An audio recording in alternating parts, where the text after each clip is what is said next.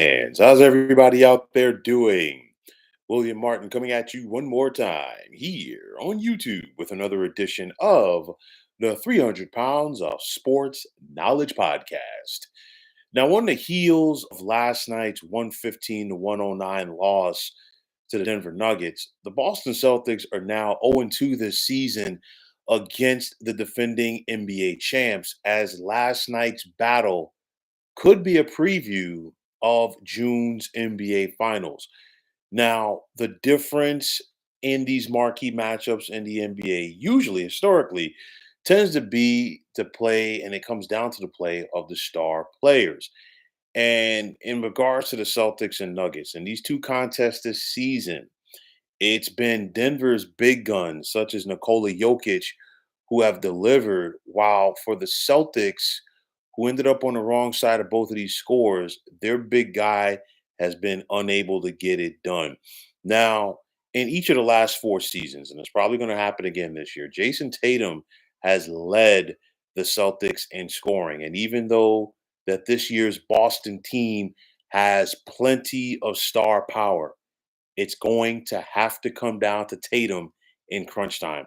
Now, you think about it last night. Tatum unfortunately missed the potential game-winning three-pointer late in the contest, possibly could have given the Celtics the win. He was 5 of 13 shooting for just 15 points against the Nuggets. And then you go back to earlier this season when these two teams met at the TD Garden.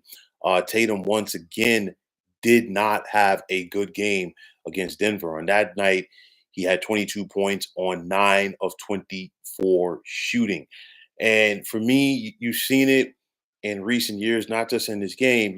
Tatum, he struggles, in my opinion, against teams that have solid perimeter defenders.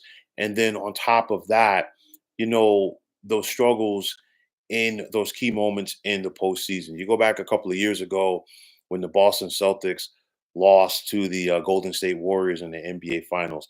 Jayson Tatum did not have a good series. And usually, over the last couple of years with this indoctrination of the Boston Celtics, if Jayson Tatum has a bad series in the playoffs, more often than not, the Boston Celtics do not win. We saw a big game last night from Jaylen Brown. He had 41 points. He was locked in.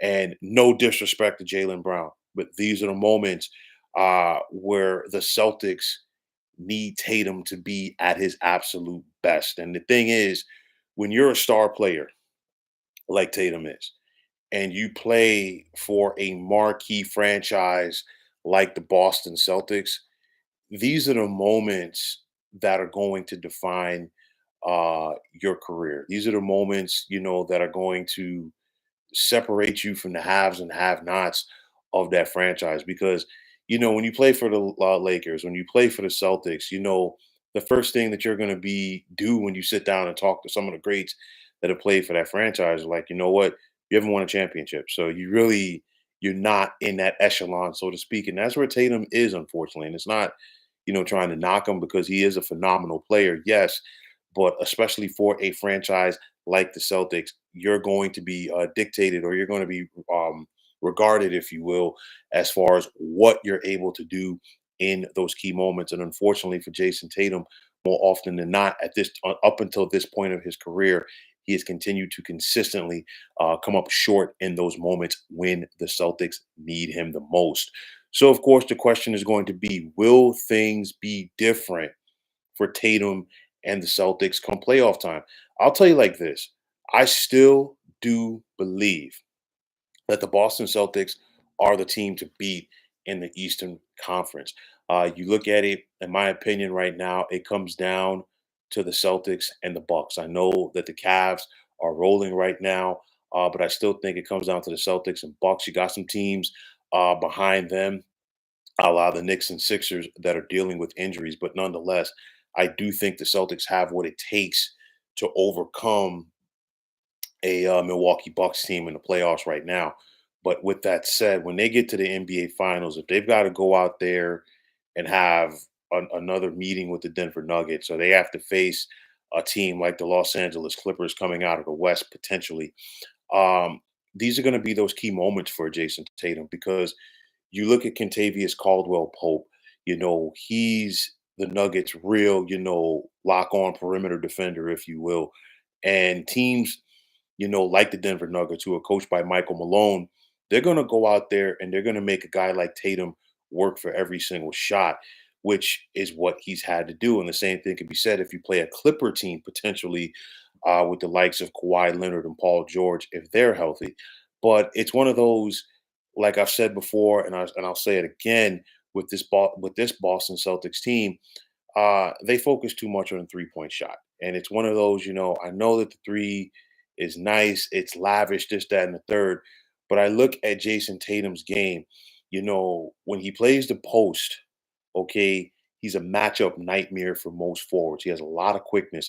And I think, Jason Tatum and Jaylen Brown both, to me, are at their best when they're posting up their defenders or when they're driving and getting to the basket. More often than not, to both Tatum and Brown, as well as the Celtics team as a whole. They tend to settle for that jump shot. And, jump shots, when they're on, they're on. We've seen the Celtics, when they're clicking, uh, they are like a Timex watch. It's just poetry in motion. But, the jump shots are always not going to be there. And sometimes, you know what? You've got to alter your game, get to that basket, post up, do whatever you got to do. And I think that's got to be the next step for Jason Tatum in these key moments. So I think, last night was another test for the Boston Celtics. Unfortunately, they came up short. They're right there in these games. But again, it comes down to your stars. Jason Tatum has to find a way to elevate his game. And until he does, rather, the question mark is always going to linger over him, especially for a franchise like the Boston Celtics that, they're NBA royalty and they're looking to break that tie with the Lakers for the most championships in NBA history. If the Celtics are going to do it, Tatum has to find a way to elevate his game. Will he? We just simply have to wait and see. But, folks, that's going to wrap it up. And as always, I want to take this time out to thank all of you for tuning into the 300 Pounds of Sports Knowledge podcast here on YouTube. I want to take this time out to thank all of you fine folks out there for tuning in. And if you have not already, please feel free to subscribe to this channel.